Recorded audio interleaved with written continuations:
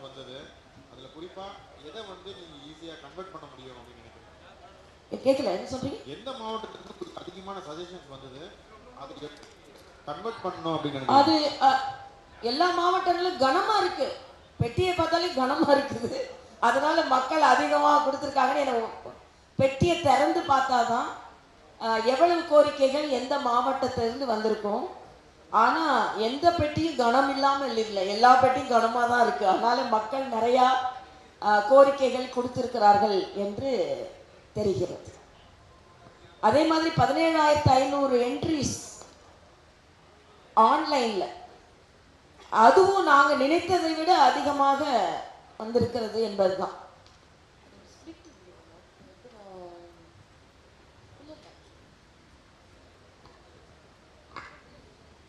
அதே மாதிரி நாங்க வந்து 2-3 சென்டர் போனோம். அதுல வந்து நாமக்கல் அண்ணன் KP ராமலிங்கம் அவர்கள்ல அண்ணன் அர்ஜுன் மூர்த்தி அவங்கெல்லாம் வந்திருந்தாங்க. அங்க ஏறக்குறைய எல்லா துறையை சார்ந்தவர்களையும் நாங்க சந்தித்தோம். லாரி ஓட்டுநர்கள், பொற்கொல்லர்கள், சிறு குறு வியாபாரிகள், எல்லா வகையான மக்கள், விவசாயிகள், எல்லா வகையான மக்களையும் நாங்கள் அங்கே சந்தித்தோம். அதே மாதிரி காஞ்சிபுரத்தில் நெசவாள மக்களையும் அவங்க வீட்டுக்கே போய் சந்தித்தோம். நிறையா பிரச்சனைகளை நாங்கள் தெரிந்து கொண்டோம். அதே மாதிரி மீனவர்கள் ஏரியாவுக்கு சென்றிருக்கிறோம். மற்றபடி பல இடங்களில் அவர்களே வந்து எங்களுக்கு, அதே மாதிரி டெல்டா ரீஜன்ல மிக மிக சிறப்பாக நடைபெற்றது. அந்த டெல்டா ரீஜன்ல பாத்தீங்கன்னா அனைத்து துறையான விவசாய சங்கங்களும் வந்திருந்தாங்க, கட்சி பாகுபாடின்றி வந்திருந்தாங்க. இத மாதிரி பாஜக இருந்து நேரடியாகவே வந்திருப்பது எங்களுக்கு மிக்க மகிழ்ச்சியை தருகிறதுன்னு சொன்னாங்க. அங்கேயும் அதே தான் சொன்னாங்க. அதனால மக்கள் மிகுந்த மகிழ்ச்சியோடு கலந்து கொண்டார்கள் என்பதை நான் பதிவு செய்கிறேன். இங்கே வந்து இந்த ஆன்லைனில் வந்ததில் வந்து பார்த்தீங்கன்னா 2145 என்ட்ரிஸ் வந்து அக்ரிகல்ச்சர் மூலமாகவே வந்திருக்கு. அடுத்து 1484 கல்வி சம்பந்தமாக வந்திருக்கு. 1443 இளைஞர் நலம் சார்ந்து வந்திருக்கு. 1213 மற்ற மிஸ்லெனியஸ் அதுபடி வந்திருக்கு. 1100 சோஷியல் வெல்ஃபேர் வந்திருக்கு. ஆக மொத்தம் 13,827 38 மாவட்டங்கள்ல இருந்து ரெப்ரசன்டேஷன் வந்திருக்கு. 234 தொகுதிகள்ல இருந்து ரெப்ரசன்டேஷன் வந்திருக்கு. ஆக இது எங்களுக்கு மிகுந்த உற்சாகத்தை தருகிறது. ஆக பாஜக ஒரு மிஸ்டு கால் கொடுத்தா அதை நாம ரெஸ்பாண்ட் பண்ணணும்னு இத்தனை பேர் நினைத்திருக்கிறார்கள் என்று வரும் பொழுது மக்கள் அதிகம் எதிர்பார்க்கிறார்கள். மக்கள் இன்று தனக்காக யார் செய்வார்கள் என்பதை எதிர்பார்த்திருக்கிறார்கள். இந்த அரசு மீது மக்கள் எந்த அளவிற்கு அவநம்பிக்கையோடு இருக்கிறார்கள் என்பதை நான் இங்கே பதிவு செய்கிறேன். பிரதான கட்சிகளான திமுகவா இருக்கட்டும் இல்ல அதிமுகவா இருக்கட்டும், அவங்க பெண்களுக்கு முக்கியத்துவம் கொடுக்குற மாதிரி அவங்களுடைய எலெக்ஷன் மேனிஃபெஸ்டோ இருக்கிற மாதிரி சொல்லியிருக்காங்க. என்னப்பா? முக்கியமான கட்சிகளான அதிமுகவா இருக்கட்டும் திமுகவா இருக்கட்டும், உங்களுடைய அலைன்ஸ் பார்ட்னர் அதிமுகவா இருக்கட்டும், அவங்க வந்து பெண்களை முக்கியத்துவம் கொடுக்குற மாதிரி அவங்களோட எலெக்ஷன் மேனிஃபெஸ்டோ இருக்கும்ன்றது ஏற்கனவே first phase, second phase, third ஃபேஸ்ன்னு அறிவிச்சிருந்தாங்க. பாஜகவோட பெண்களை டார்கெட் பண்ணி என்ன பண்ணாங்க? என்ன பாஜக வந்து நீங்க பீகார்ல பாத்தீங்கன்னா சரி, மகாராஷ்டிரால பார்த்தீங்கன்னா சரி, லாக்பதி அப்படின்னு ஒரு திட்டத்தை கொண்டு வந்திருந்தாங்க. 74 லட்சம் பேருக்கு மகாராஷ்டிரால லட்சாதிபதி ஆக்குவதற்கு ஏற்பாடு நடைபெற்றது. அதனால நாம தற்காலிகமாக ஒன்று கொடுத்து அது அவங்க கையில இருந்து செலவழிக்கிறத விட, டாஸ்மாக் போன்ற இடங்களுக்கு போறதை விட அவங்களுக்கு வந்து 10,000 கன்சாலிடேட்டடா கொடுக்கும் பொழுது அவர்கள் தொழில் முனைவோர்களாக மாறுவதற்கு அது உதவி செய்கிறது என்பது அதிகாரப்பூர்வமாக நிரூபிக்கப்பட்டிருக்கிறது. அதனால எங்களை பொறுத்த மட்டும் எங்க தேர்தல் அறிக்கை பார்த்தாலே வியப்பாக அவர்கள் எல்லோரையும் சமூக ரீதியாக, சமுதாய ரீதியாக மேம்படுத்துவதற்கு அடுத்த தேர்தல் அறிக்கை நாங்க தயாரிக்கும் போது நாங்களே சுயசார்பானவர்களா மாறிட்டோம், அதனால நீங்க வந்து சுயசார்பான திட்டங்களை அறிவிங்க அப்படின்னு பொதுமக்கள் சொல்ற அளவிற்கு எங்களது திட்டங்கள் இருக்கும் அப்படின்றது எனது கருத்து.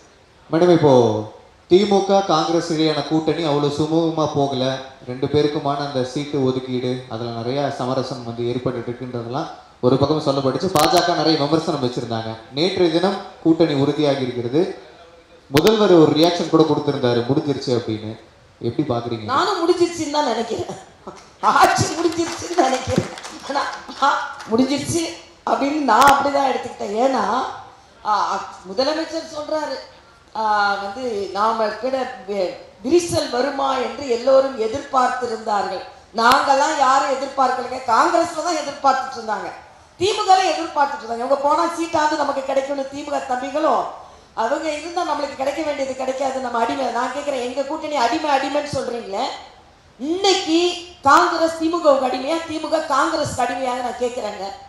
அதனால இன்னைக்கு அவங்க சேர்ந்துட்டாங்க, அது பெரிய சாதனை அப்படின்னு சொல்லிக்கிட்டு இருக்கிற நேரத்துல நீங்க வந்து தம்பி மாணிக் தாக்கூரோட ட்விட்டர் எடுத்து பாருங்க. பல பேரோட மனநிலை அப்படி இருக்குது. நிச்சயமா நாங்க நினைக்கல, முதல்வர் சொல்றாரு நாங்கெல்லாம் பிரிஞ்சிருவோம் நினைச்சிட்டு அவங்க எதிரணியில பார்த்துக்கிட்டே இருந்தாங்க. அப்படிலாம் இல்லைங்க. மற்றவர்களின் தோல்வியில் வெற்றி காண்பவர்கள் நாங்கள் அல்ல, எங்களின் வெற்றி சரித்திரத்தை நாங்களே தான் எழுத போகிறோம். அதுக்கு மரியாதைக்குரிய பாரத பிரதமர் மதுராந்தகம் வந்ததா இருக்கட்டும், மதுரை வந்ததா இருக்கட்டும், மரியாதைக்குரிய பாரத பிரதமர் மிக தெளிவாக ஒவ்வொரு அமைச்சர் மீதும் எவ்வளவு ஊழல் குற்றச்சாட்டு இருக்கிறது, எல்லா மாநிலத்திலும் ஒவ்வொரு அமைச்சரும் எப்படி நம்ம வேலை செய்யறதுல போட்டி போடுவாங்க, நான் தமிழ்நாட்டுல மட்டும்தான் எவ்வளவு ஊழல் செய்யணும்னு போட்டி போட்டு கொண்டிருக்கிறார்கள் என்று சொன்னார்கள். எந்த மதுரையில நின்று கொண்டிருந்தாரோ அந்த மதுரை மேயர் ஊழல் குற்றச்சாட்டுல பதவியை துறந்த சரித்திரமும் இங்க இருக்கிறது. அதனால முதலமைச்சர் ஒரு செயற்கையான ஒரு உரிமை போராட்டத்தை அவர் ஏற்படுத்தி கொண்டிருக்கிறார். 1/1/2025 பல ஊராட்சிகளில் நிர்வாகம் நேரம் முடிஞ்சு விட்டது. ஒரு வருஷமா அதற்கெல்லாம் தேர்தல் நடத்தல. ஆக உள்ளாட்சிகளின் அதிகாரத்தை பறித்து விட்டு மாநில சுயாட்சியை பற்றி பேசுவதை மக்கள் எதிர்க்கிறார்கள். மக்கள் இன்று மிகுந்த சிரமத்தில் இருக்கிறார்கள். அதனால அண்ணன் ஸ்டாலின் சொன்னது போல முடிஞ்சிருச்சு, அவ்வளவுதான். மேம் 74 லட்சம் பெண்களுக்கு வந்து 1 லட்சம் கொடுத்ததா சொன்னீங்களா? மற்ற மாநிலத்தில் பாஜக, தமிழ்நாட்டில் அந்த திட்டம் இருக்கா? பெண்களுக்கு 1 லட்சம் ரூபாய் கொடுக்கக்கூடிய திட்டம் மத்திய அரசால முடியுமா? அது நேரடியா வாக்குறுதியா கொடுப்பீங்களா? இல்ல, நாங்க வந்து எப்படி அவங்களுக்கு இப்ப உதாரணத்துக்கு அண்ணன் எடப்பாடியார் அவர்களே ஒரு குடும்பத்துக்கு 10,000 என்று அறிவித்திருக்கிறார்கள். நாங்க வந்து எங்களால மக்கள் இப்ப உதாரணத்துக்கு முத்ரா வங்கி திட்டம் 3 லட்சம் கோடி அமௌண்ட் வந்து தமிழ்நாட்டுக்கு பத்திரம் கொடுக்கப்பட்டிருக்கிறது. ஆக எப்படி மக்களை தொழில் முனைவோர்களாக மாற்றுவோம், இப்ப இருக்கிற திட்டத்துல இருந்து எப்படி அவங்க மேம்படுத்துவோன்ற திட்டம் நிச்சயமா இருக்கும். ஏற்கனவே மத்திய அரசு அந்த திட்டங்கள் அவர்களை லட்சாதிபதி ஆக்கி கொண்டிருக்கிறது என்பதுதான் எனது கருத்து.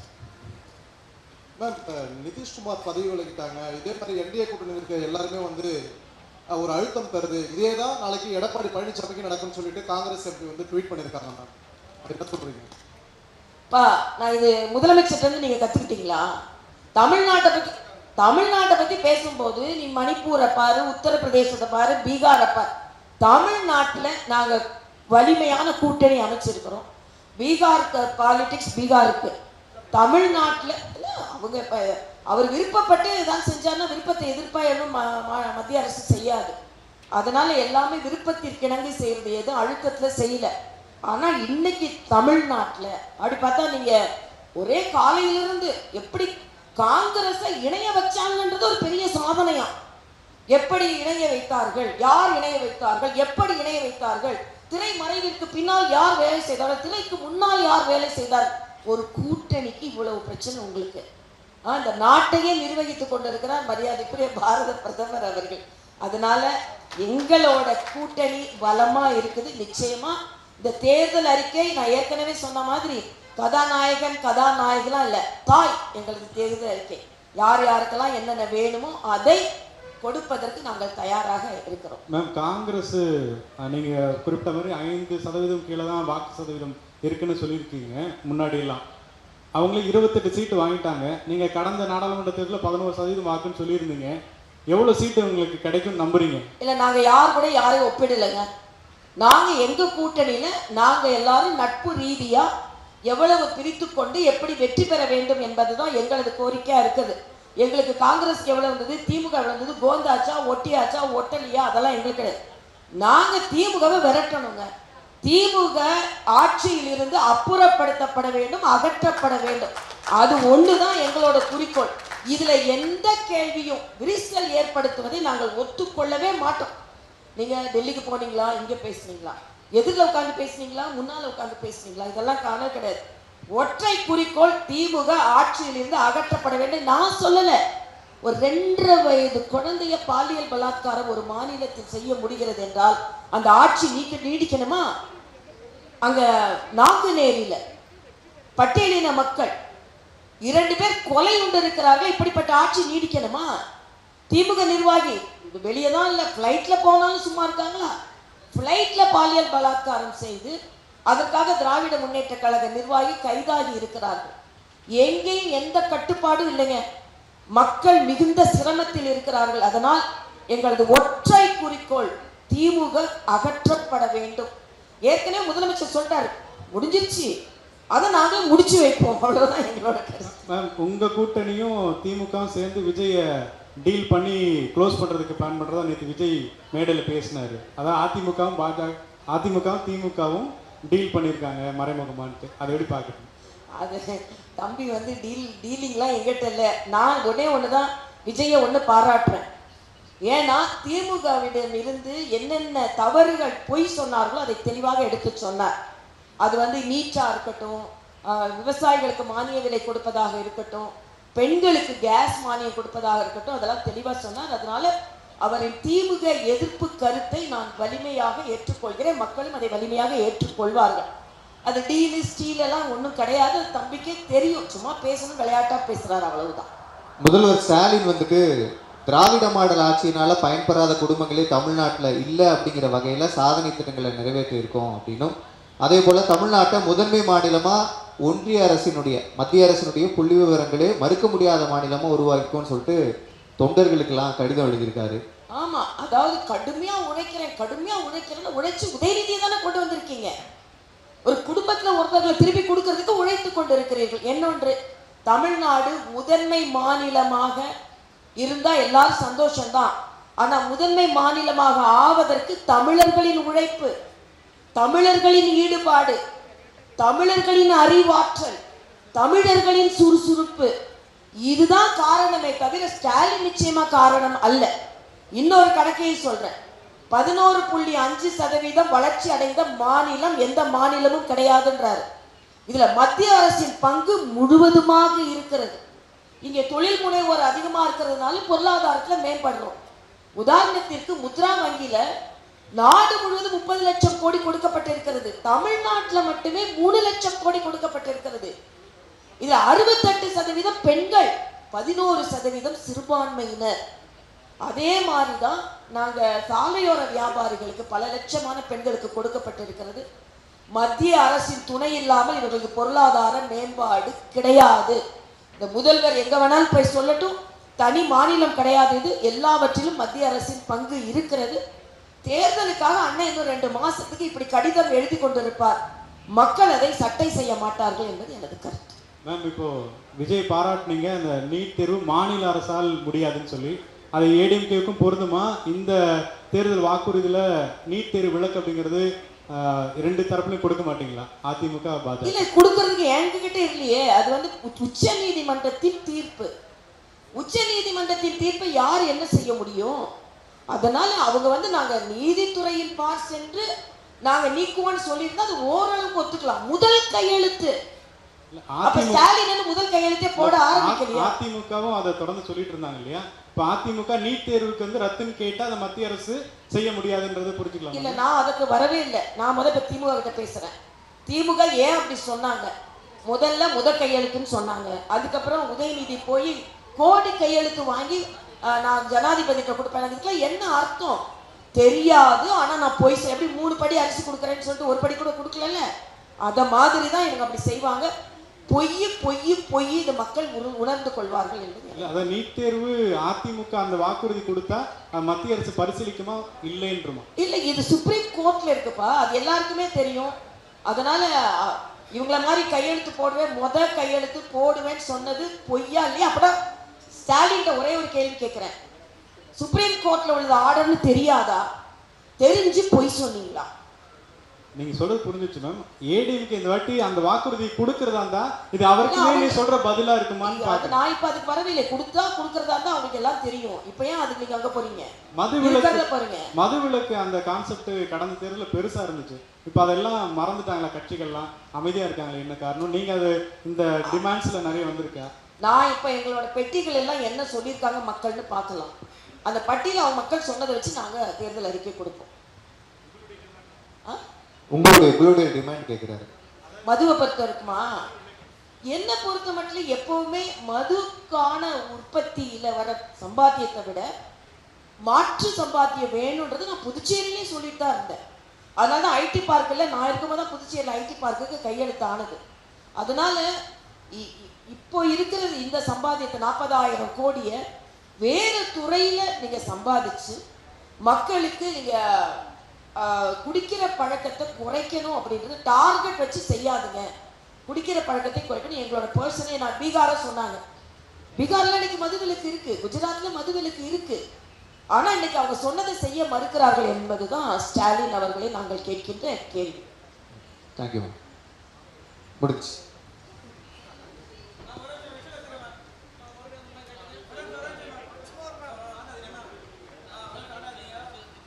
என்னப்பா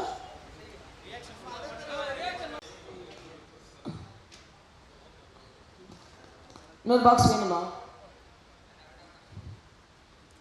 முதல்ல அனைவருக்குமே எங்களது வாழ்த்துக்களை எடுத்துக் கொள்கிறோம். 38 மாவட்டங்களுக்கு 38 வாகனங்களை அனுப்பி அதில் இன்று இந்த அறிக்கை குழுவின் உறுப்பினர்கள் அனைவரும் அந்தந்த மாவட்டத்திற்கு பொறுப்பேற்று இங்கே இந்த நிகழ்ச்சிக்கு வந்திருக்கும் மரியாதைக்குரிய அண்ணன் KP ராமலிங்கம் அவர்கள் மாநில துணைத் தலைவராக இருந்து என்னோடு இந்த அறிக்கை குழு தயாரிப்பில் மிக சிறப்பாக ஈடுபட்டிருக்கிறார்கள். அதே போல அண்ணன் அர்ஜுன் மூர்த்தி அவர்கள் மாநிலத்தின் NGO பிரிவின் தலைவராக மட்டுமல்லாமல் இந்த அறிக்கைகளை சேகரிப்பதற்கு முழு முயற்சியை அளித்திருக்கிறார்கள். அதே போல இங்கே இந்த நிகழ்ச்சியில் குழு உறுப்பினராக மட்டுமல்லாமல் பாரதிய ஜனதா கட்சியின் செய்தி தொடர்பாளராகவும் சிறப்பாக மக்களின் கருத்துக்களை அறிக்கைகள் மூலம் எடுத்து சென்று கொண்டிருக்கின்ற மாநில செய்தி தொடர்பாளர் சகோதரர் தம்பி ANS பிரசாத் அவர்கள், நான் உட்பட நாங்கள் எல்லாம் தேர்தல் அறிக்கை குழுவில் இடம்பெற்றிருப்பவர்கள். நாங்கள் மாநில நிர்வாகிகளான நமது அண்ணன் கருநாகராஜன் அவர்கள், சகோதரி பிரமிளா, டாக்டர் அனந்தபிரியா அவர்கள், சகோதரி சுமதி அவர்களிடம் இதை நாங்கள் ஒப்படைத்து இன்று மாலையிலிருந்து ஏறக்குறைய 30 பேர் கல்வியாளர் பிரிவு மற்றும் NGO பிரிவு இதை சார்ந்தவர்கள் எல்லாம் இதை அப்படியே பிரித்து எந்த அளவிற்கு எவ்வளவு கருத்துக்கள் வந்திருக்கிறது என்பதை தொகுத்து எங்களிடம் கொடுக்கும் பொழுது அதை நாங்கள் தேர்தல் அறிக்கையில் சமர்ப்பிப்போம். உண்மையிலேயே ஏன்னா தேர்தல் அறிக்கைன்னா நம்ம ஒரு குளிர் சாதன அறையில் உட்கார்ந்து கொண்டு இந்த மாவட்டத்துக்கு என்ன வேணும் அந்த மாவட்டத்துக்கு என்ன வேணும்னு தெரியாம ஒட்டு மொத்தமா ஒரு தேர்தல் அறிக்கை தயாரிப்பதை விட நாங்களும் சென்றோம், பெட்டிகளும் சென்றது. பெட்டிகள்னா கோரிக்கை பெட்டி தான், எங்ககிட்ட வேற பெட்டிலாம் கிடையாது. அதனால் நான் கோரிக்கை பெட்டிகளை கொடுத்து கோரிக்கை பெட்டிகளை நாங்கள் வாங்கி கொண்டு இருக்கிறோம். ஏன்னா தமிழக அரசியலில் பெட்டினாலே இன்னைக்கு அர்த்தமே வேறா போகுது. அதாவது கூட்டணிக்கு முன்னால பெட்டி வருதா கூட்டணிக்கு பின்னால பெட்டி வருதான்னு நமக்கு தெரியாது. ஆனா எங்களுக்கு தேர்தல் அறிக்கைக்கு முன்னால பெட்டியை கொடுத்து தேர்தல் அறிக்கைக்கு பின்னால நாங்கள் பெட்டிகளை வாங்கி இருக்கிறோம். பொதுமக்கள் மிக மிக மிக ஆர்வமாக இதில் சமர்ப்பித்திருக்கிறார்கள். எல்லாத்துக்கும் மேல நாங்கள் ஒரு மிஸ்டு கால் கொடுத்துருந்தோம். அந்த மிஸ்ட் கால்ல மக்கள் இந்த அளவிற்கு ஆதரவு தருவார்கள் நான் கூட நினைக்கல. 17,500 பேர் இதில் பதிவிட்டு இருக்கிறார்கள். இதில் பிரதானமாக அந்த ஆக்ஷன் இருந்தது, அந்த இல்லை விவசாயிகள் தான் அதிகமாக கோரிக்கை கொடுத்திருக்கிறார்கள். அதே மாதிரி MSME சார்ந்தவர்கள், மகளிர், இளைஞர்கள், இவங்க எல்லாமே பங்கெடுத்து கொண்டிருக்கிறார்கள். நான் ஒன்று தான் சொல்ல ஆசைப்படுறேன்.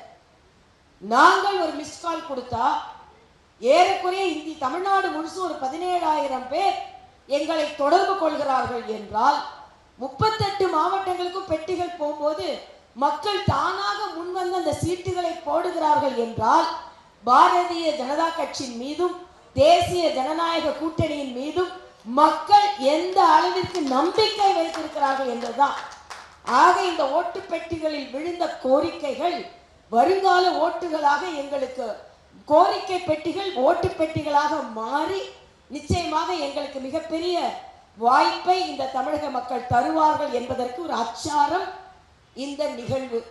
அது மட்டும் இல்ல, இன்னைக்கு இவர்கள் இல்லாமல் நெசவாளர்கள், விவசாயிகள், சிறு குறு தொழில் செய்பவர்கள், மிட்டாய் வியாபாரிகள், அதே மாதிரி எல்லா துறையை சார்ந்தவர்களை தனித்தனியாக நாங்கள் சந்தித்திருக்கிறோம். அதனால இந்த தேர்தல் அறிக்கை ஒரு மிக மிக ஒரு புரட்சிகரமான அறிக்கை மட்டுமல்ல, மக்களிடமிருந்து மக்களுக்காக. அதனால மக்கள் அவர்கள் என்ன சொல்கிறார்களோ, நாங்கள் என்றுமே மக்களின் தளத்தில் இருந்து தான் இந்த தேர்தலை நாங்கள் பார்க்க இருக்கிறோம். அதனால இந்த நிகழ்ச்சியில் நாங்கள் மரியாதைக்குரிய மாநில தலைவர் அவர்களிடமும் மரியாதைக்குரிய முருகன் அவர்களிடமும் கொடுப்பதாக இருந்தது. அவர்கள் வேறு ஒரு நிகழ்ச்சிக்கு சென்றிருப்பதால் காலதாமதமாவதனால் நாங்கள் இங்கே மாநில நிர்வாகிகளிடம் இதை சமர்ப்பித்திருக்கிறோம். மிக மிக மிக புரட்சிகரமான ஒரு அறிக்கையாக இருக்கும். நாங்கள் மக்களுக்கு என்ன தேவை என்று மக்களிடமிருந்தே கேட்டு அதை அவங்களுக்கு கொடுக்கும் பொழுது உண்மையிலேயே இது தேர்தல் அறிக்கையாக இருக்கும். இது ஒரு தொலைநோக்கு பார்வை அறிக்கையாக இருக்கும்.